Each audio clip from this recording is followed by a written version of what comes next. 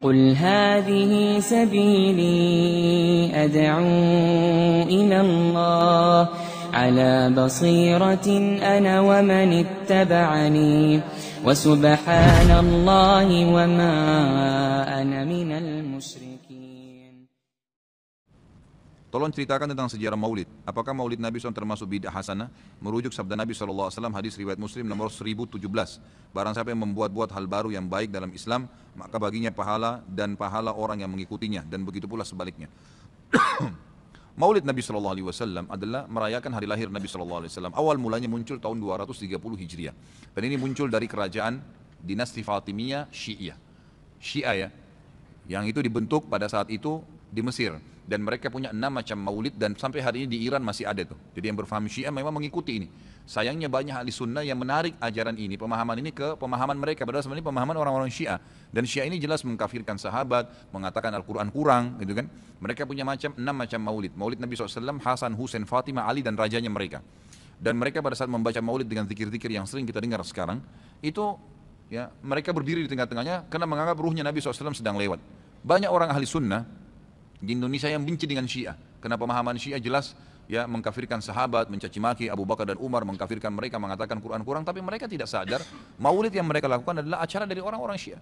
Gitu kan? Anda boleh kembali kepada buku sejarah, semua buku sejarah menjelaskan masalah itu. Jadi munculnya di tahun 230 Hijriah dan dilakukan oleh Syiah ya pada saat itu yang mendirikan dinasti Fatimiyah namanya.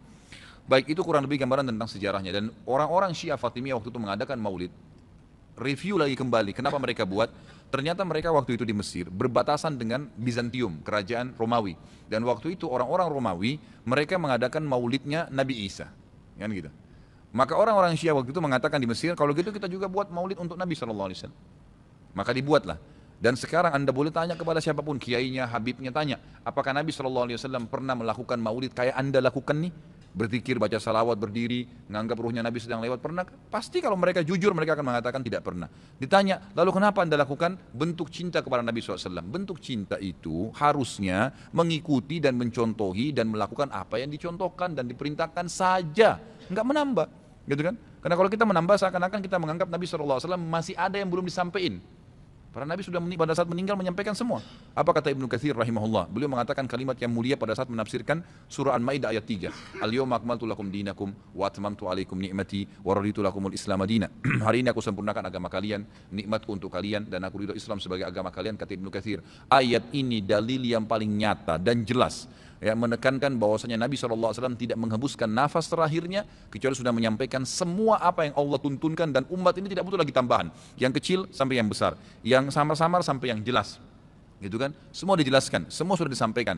Dan Nabi SAW pada saat mau meninggal dunia di Haji Wada, beliau mengatakan halla ballagtu, ingatlah saya sudah sampaikan kepada kalian. Alla ballagtu, ingatlah saya sudah sampaikan kepada kalian. Sudah cukup semuanya, maka jangan ditambah, jangan dikurangin, saudaraku.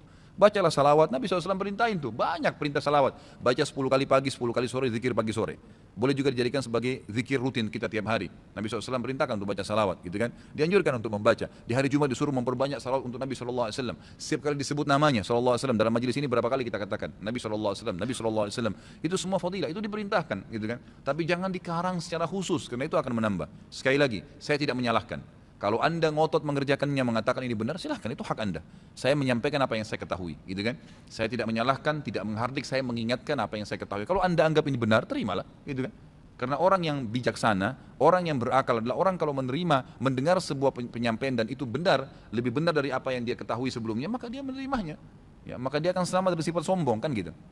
Kalau masalah hadis yang disebutkan tadi, Nabi SAW mengatakan barang siapa yang membuat hal yang baru. Jadi ini terjemahannya pun keliru sebenarnya, gitu kan. Jadi kisahnya begini, ini hadis Bukhari. Nabi Muhammad SAW pada saat suatu hari di siang hari selepas sholat duhur, begitu kisahnya ya, melihat dari kejauhan waktu beliau mau keluar dari masjid, ada satu kaum orang Badui, Arab ini orang Badui dari padang pasir, yang datang ke Madinah berharap mendapatkan sedekah. Karena miskinnya mereka, dalam riwayat ini dikatakan sampai mereka hanya menggunakan satu lembar kain yang tidak dijahit. Mereka cuma lilitkan di badannya, ya, kalau ada angin tersingkap aurat mereka karena miskinnya. Dan mereka mengikat ujung kain itu satu sama yang lain di lehernya, gitu kan? Dan diikat juga di bagian bawahnya. Sehingga memang peka sekali bisa kelihatan auratnya. Dan dari muka mereka kelihatan dalam hadis ini dikatakan kemiskinan. Wajahnya sudah hitam, kelihatan tua sekali karena susahnya. Lalu Nabi SAW naik di atas mimbar sambil berkata, ini pentingnya mempelajari sababul wurudnya hadis. Sebabnya hadis disebutkan, sama kalau ayat sababun nuzul ya. Perhatikan hadis tadi yang disebutkan, ini ada sababul wurudnya. Ini saya ceritakan sekarang. Maka Nabi SAW naik di atas mimbar setelah tahmid dan salawat untuk diri beliau dan memuji Allah tadi, tahmid dan salawat, beliau mengatakan, wahai muslimin, sesungguhnya semua yang kalian kumpulkan di dunia tidak akan bermanfaat buat kalian. Semua akan habis. Sebaik-baik harta kalian adalah harta yang kalian infakkan selama kalian hidup. Maka berinfaklah sebelum datang masalah akhirat, datang kematian. Lalu dalam hadis ini panjang lebar Nabi SAW menceritakan masalah kematian, masalah hisab hari kiamat. Lalu motivasi, bersedekahlah sebelum terlambat waktunya. Ya, semua yang punya sesuatu di rumahnya bersedekah. Berikan orang-orang yang susah itu, yang datang menuju ke masjid. Berikan kepada mereka sebelum mereka injak masjid ini.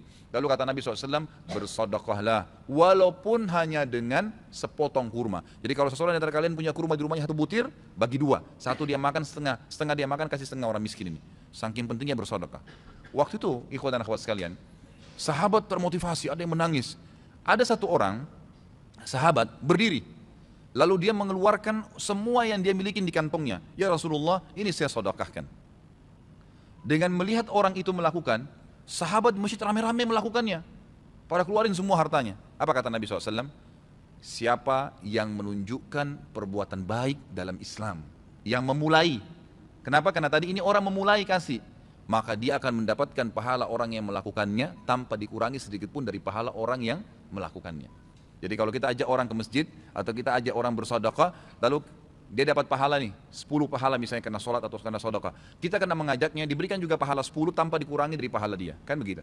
Ini sebabnya hadis. Sayangnya hadis ini disalahfahamin, dijadikan bolehnya mengatakan ada bid'ah hasanah. Semoga Allah berikan hidayah. Padahal mereka tidak paham sebab berurutnya. Ada sebabnya hadis itu disebutkan, jadi bukan kosong begitu saja. Gitu kan? Jadi mudah-mudahan ini bisa difahamin apa yang telah Nabi SAW sampaikan.